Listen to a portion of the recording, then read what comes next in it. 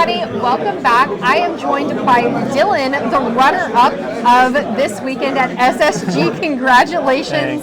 You put up such a fight in that last round. Had an amazing run. You should be really proud of yourself. I know that last game was tough. It was tough, but a little you did bit of incredible. a blowout, but... I mean, yeah, a little bit. Yeah. It got away from you just a little bit. Yeah, I wasn't not expecting that. At some point in this tournament, the new green steel list is pretty scary. Yeah. Well, let's talk about your deck. Yeah. You are playing Ruby Amethyst. I swear, I think from the beginning of Lorcana, I would play this deck and I couldn't stand it. I've never been able to get over it, but I will get over it for you, Dylan. Okay. Walk me through your deck build. So, I actually played this deck a decent bit last set. I've always kind of gone in and out of Ruby Amethyst, and when the evasives package kind of became a thing last set, it really, like, I thought it was really cool. It was a fun list to play, so I basically just took what I was kind of running last set and threw in a couple new cards that, honestly, I didn't even really get to play today too much, unfortunately,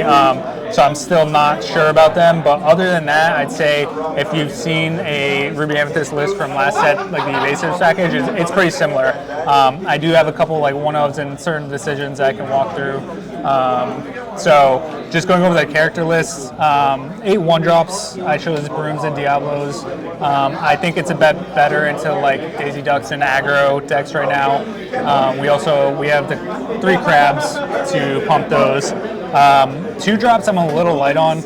I am on 2 snakes and 2 Pegasus. I think Pegasus is kind of an auto-include in this deck. Some people don't run it, but with the evasives package, being able to rush out something with 3 strength is super good. Snakes is because we're still running the bounce package. I'll get to that when we get to the 4 drops. 3 drops, Peter Pan 4 of. Was an all-star in this tournament. It's so good. I did win a green steel match earlier. I beat 2 green purple discard lists, so just being able to kill Diablo is huge. The crabs again to buff our 1-drops. Foxes again for the bounce package, and Fox by itself is just really good. Iago I'm a big fan of. Going Pan into Iago even against like a steel song is not the worst thing. If it's killing something, and it's killing a Daisy Duck or something like that, it's still good. So I like having 2 Iagos. 4 rabbits. I think a lot of people will just run genies in the evasive list, but for me in testing, the slower control matchups, I think you need to be able to grind out those games like Blurple and Red Blue. So it was awesome today. Not as much in the green steel matchup, but still a solid card. With the bounce package, it can get you insane value. Just kind of like traditional Ruby Amethyst bounce stuff. 1 genie, just because it's obviously good in the list, being able to rush it in, and just the extra card draw is nice, and can put some pressure on some of the slower decks as well. Okay. 2 Mauis and 2 Elsas. Just having these and being able to rush down stuff is super important.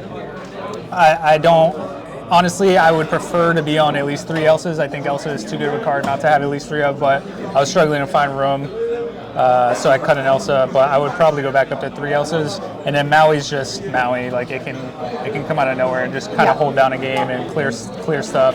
So 1 Tremaine. I go back and forth between Tremaine and Medusa, but I think in this list, again, you kind of need more help against the slower control decks, like Tamatoas and stuff like that, and Tremaine's always good in those situations.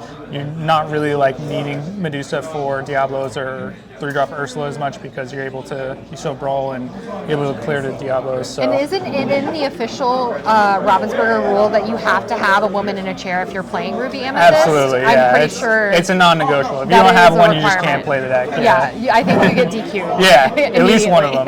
Yeah, so hopefully she is. Yeah, hopefully we get some more when it rotates out. I think they're required to illustrate them now in chairs. Oh, okay. I mean, I think that needs to happen continually. Yeah. Sorry, I interrupted you. No, you're good.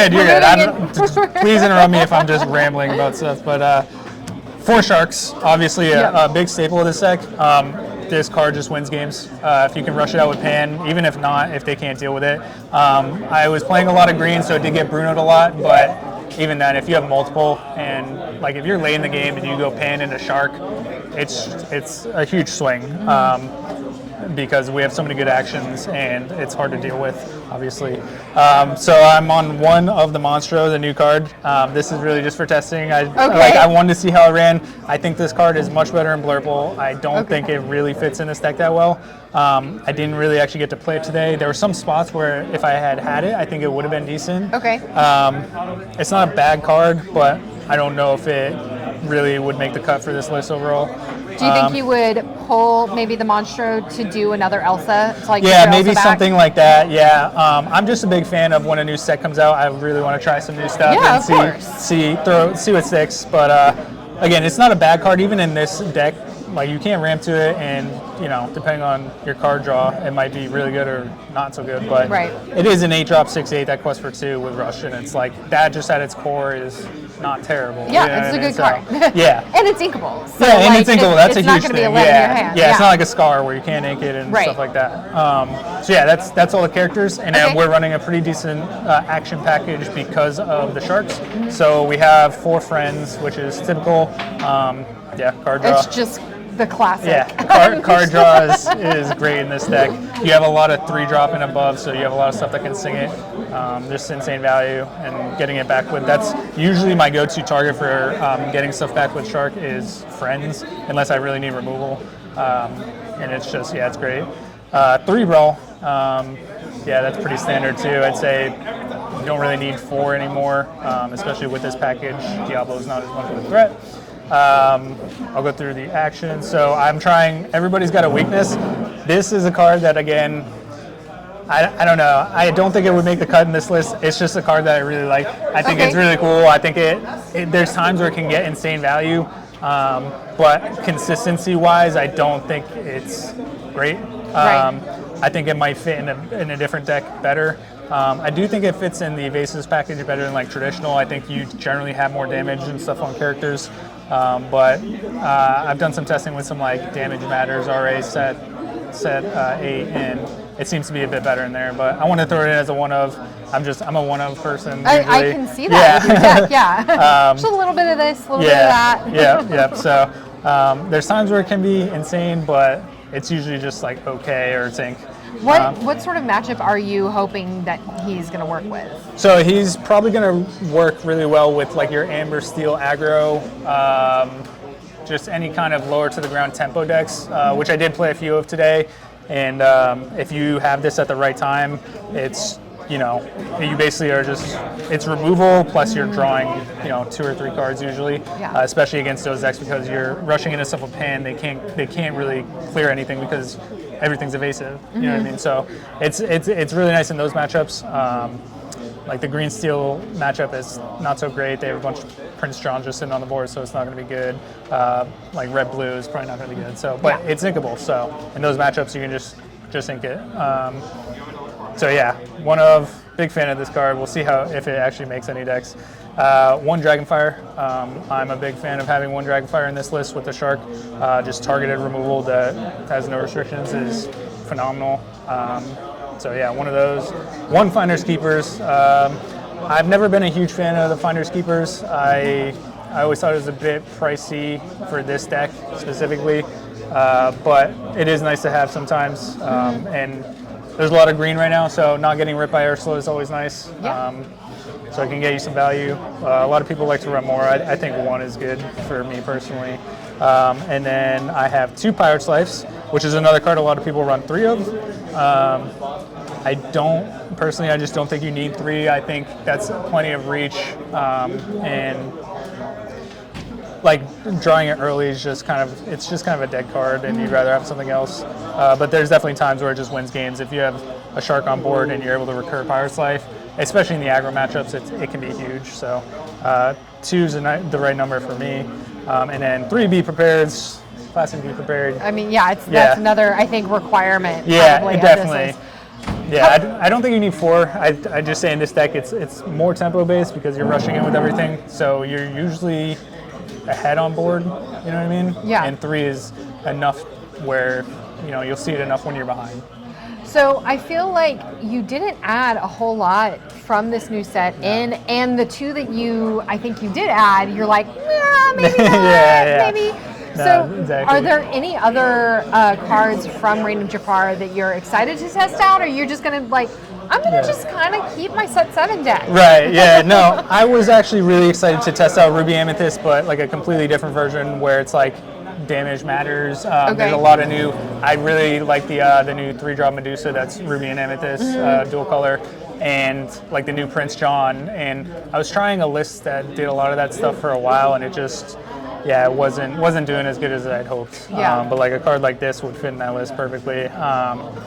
Yeah, I don't think in this specific list there's really much new, like from the new set, that you really want to put in here, unfortunately.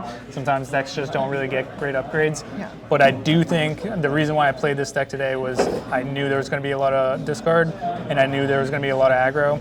And I think this deck is just consistent in everything, pretty much. You know what I mean? Obviously, you can still get high rolled by like Green Steel, Amber Steel, and stuff like that. But yeah, I just wanted to play something that was consistent, and for me, this was it. So. Well, I feel like you have a pretty classic build with a little bit of spice here. So this might be a question for newer players. But let's talk a little bit about the start of the game. Can you talk me through what you're looking for in a mulligan first? Yeah, absolutely. So going in blind and not really knowing what you're playing against, you obviously want a good curve. So 1-drop, 2-drop, 3-drop. I'm usually looking for Brawl and Peter Pan for sure. I'm looking, again, 1-drop. If I can get a 2-drop, I only run 6, so there's a lot of games where I'll miss 2, but in this deck it's not a big deal. But like 1-drop into 2-drop Pegasus into a Peter Pan. Having Brawl is always great for just kind of any threats that you need it for. And then depending on, like, if I don't know the matchup, I'll usually keep Friends. If they ink something green, I'll probably just ink the Friends. But having a Friends, because you usually can't clear your Peter Pan on turn 3. And Peter Pan is a big threat to just drop on turn 3. And then you can sing Friends on turn 4. You can sing Friends and then play like an Iago and rush into something, or play a Genie, or play a Rabbit. And you're just so far ahead at that point. So in your mulligan, you really just want a good curve. If you know you're playing like slower decks, try and get like a Rabbit with some bounce. Just start getting the value early. If you know you're playing aggro, obviously you want like Peter Pan, Crab, Foxes, stuff like that. And then later on in the game, obviously you want to be drawing into your Mauis and your Elses and stuff like that. So yeah, just a decent curve. I would definitely try for a Brawl. That's pretty much it. Awesome. So is there anything else you want to kind of add about your deck, or any tidbits? Not really. I think a lot of people are familiar with this deck. Yeah. There's not much new, unfortunately, but I do think in this, it's a brand new set, but in this meta and in this tournament, for what I was expecting, there's really not a matchup that I'm super afraid to play with this deck. I think it's just consistent across the board, and that's what I prefer in Lorcana, is just consistency, and I think this is one of the best decks to do that. So I think if you're a fan of Ruby Amethyst, I would definitely recommend trying this Sticking build. with it? Yeah, and you can try different builds, but I think the Evasives package with some of the bounce is a very strong way to go right now. Yeah. Well, you talked about consistency. This deck definitely performed really well for you today. So congratulations on your performance. What do you think about Ruby Amethyst in this new meta? What cards are you interested in trying out with Random Jafar? Maybe let us know in the comments below. Maybe Dylan can take a peek, add some new cards himself to this deck, and continue to build it. Thanks so much for hanging with us, and we'll see you again soon.